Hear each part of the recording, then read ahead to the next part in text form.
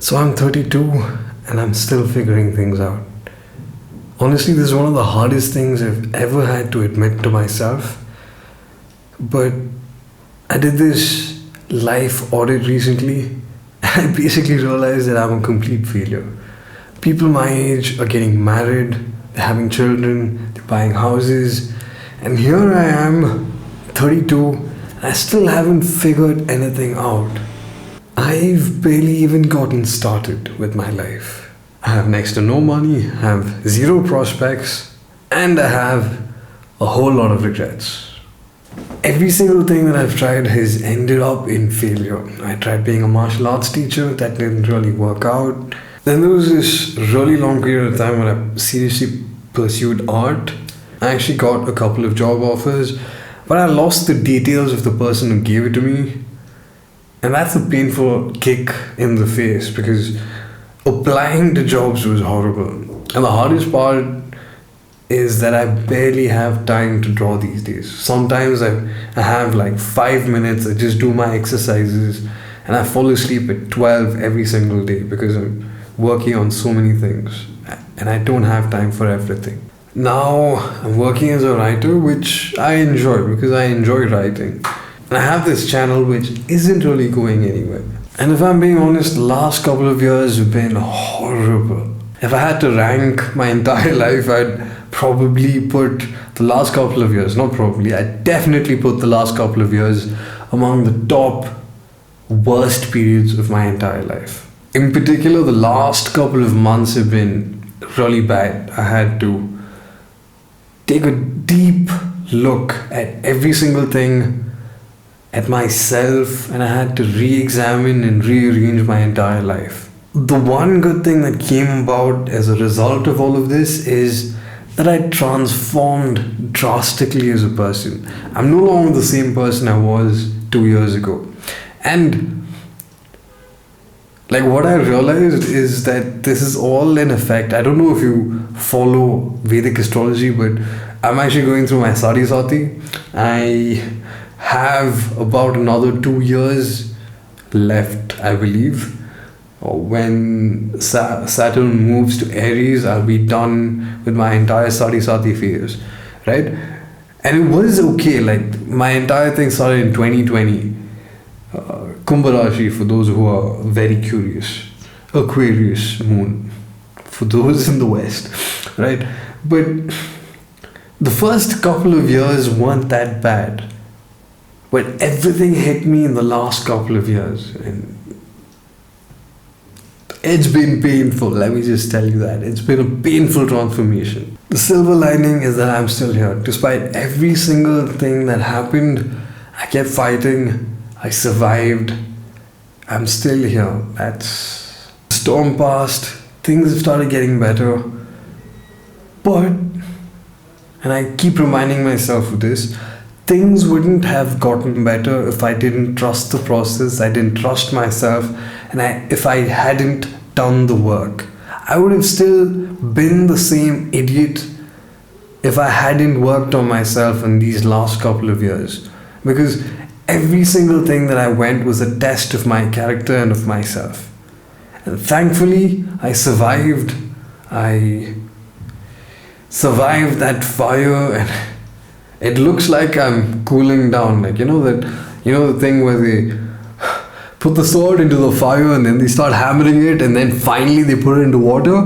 I think I'm in that phase where they put things into the water now because things are kind of cold and chill compared to before. I'm not being hammered, I'm not on fire. Like, I want to tell you the story. Like, last week, a video popped up on my YouTube. So I have to admit that I'm a huge fan of scrolling on YouTube. Not necessarily on shorts, I just look for interesting videos. Because someone once said that you are the aggregate of the 5 things that you consume most. And I try to consume mindfully, so my entire feed is full of like interesting things. One of the few video creators that pop up on my YouTube quite often is Alex Hormozi. And I found this one video, it was titled, "You'll find this video when you need it most." And it was intriguing because I found a bunch of other videos in that same thing, and they were mostly tarot and these channelers and who claim to have this message for you, right? I was interested in the fact that Alex Hormozi was putting out a video that was titled in the exact same manner as the rest of these self-help, well, not necessarily self-help, but these motivational channels were posting. So I was really curious. I ended up opening it. It was there in the background for a really long time. Now, I have to admit, when I see these videos on my YouTube, most of them are generally like half an hour long. Like if it's a 2-minute video, I watch it right away. If it's a short, I just immediately watch it. But most of the videos aren't that. They're longer form videos. They're at least half an hour, 20 minutes. And I generally don't have that time during the weekdays. Weekdays are super packed. I don't even have time to read manga. I have to do everything during the weekend. And that's another annoying thing, which I'll talk about later.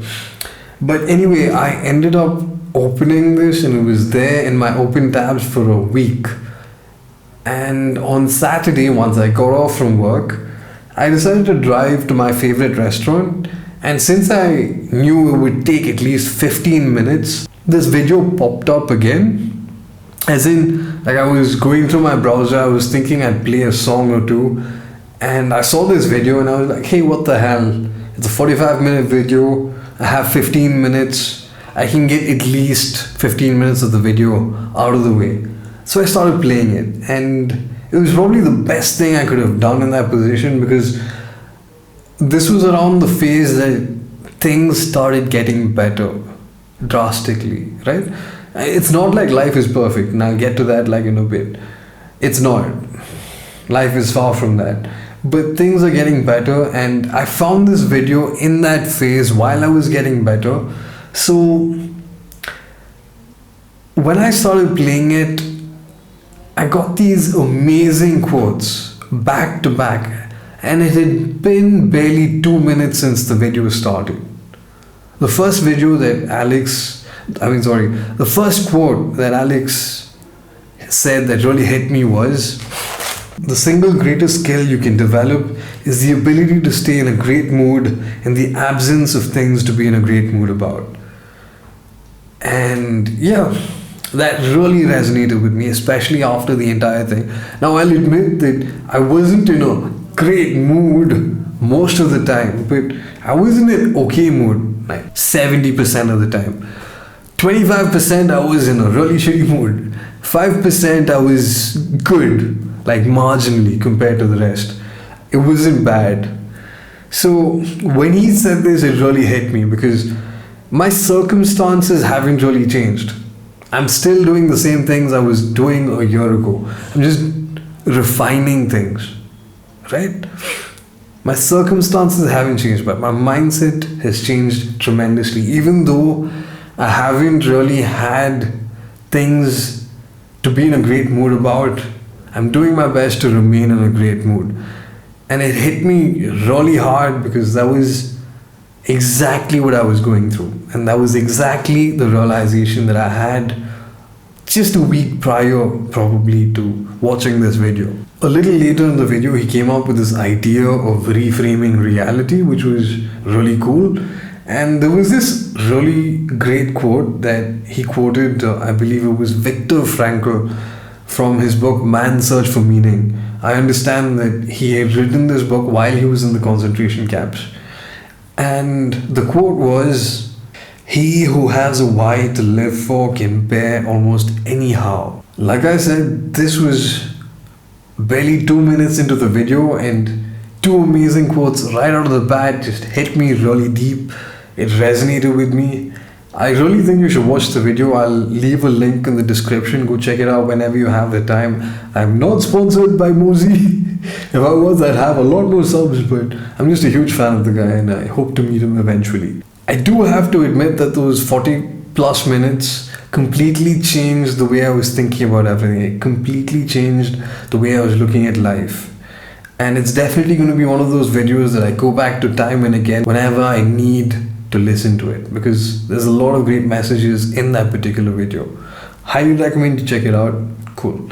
Anyway, moving on. The point I was trying to make is that despite the fact that I wasn't in a particularly great mood, or the fact that I didn't really have a reason to be in a great mood, I still kept doing the work.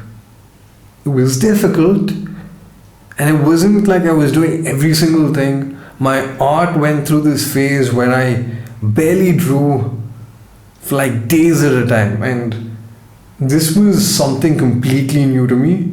It wasn't necessarily art block, or technically I guess you could call it art block, because I just couldn't draw. This was the first time I was facing art block as well, and having been a creative like pretty much all my life, I've been drawing ever since I was a little kid. I started doing it a lot more seriously since 2018, and at that point I had spent almost 7 years drawing every single day, like ever since 2018 all the way to 2025, 2020, like the beginning of 2026. I have not missed a day of practice until the last few months. I went through extended periods where I couldn't even draw. That's how bad my mood was. That's how bad my entire situation was. The only thing I stayed consistent with was my sadhana. That is what kept me grounded. That's the only thing. Everything else came and went every once in a while, even art. It's difficult to admit. I'm still struggling with the fact that I'm not able to draw as much as I used to back in the day, but things are a lot better now. I'm drawing a lot more, and that's really helping a lot. But the point I'm trying to make here is that despite everything, I had a couple of things to fall back onto. I trusted the process, even though I didn't trust myself. I just stayed, I did the work, and eventually I came through. So what I'm trying to say is I chose to keep going through that difficult time, and I want you to know that within you there is a strength that you don't really know, that you will find when you find a why, and that will make any suffering that you're going through worth it. Wouldn't matter. You will be able to bear any why. You will be able to bear anyhow if you have a strong enough why. So my advice is try to find that why that you can suffer for. Yeah, and like I said, one thing that grounded me was my sadhana. The other thing that kept me sane was the philosophy, like yoga, Vedanta, basically all of Sanatan Dharma, Indian philosophy. It gave me this different perspective. It's easy to be philosophical and say neti neti and aham brahmasmi when things are going well. The true test of all of that knowledge, of all of that understanding, comes when you're not in a good place. Thankfully, I passed. I like to think I passed because I've come through that difficult time. I'm here now. And while things aren't perfect, far from it, technically the same. It's just that my mind has reframed reality, and all of this is being treated as my success origin story, basically. My personal practice basically kept me grounded during that entire time, and every once in a while I would reflect on the transient nature of reality, and I eventually realized that this too shall pass. That's the understanding I came to. And eventually the pain ended. It did pass. And that's what I want you to know, that whatever you're going through, the pain, the misunderstandings, everything, right? It will end. It will pass.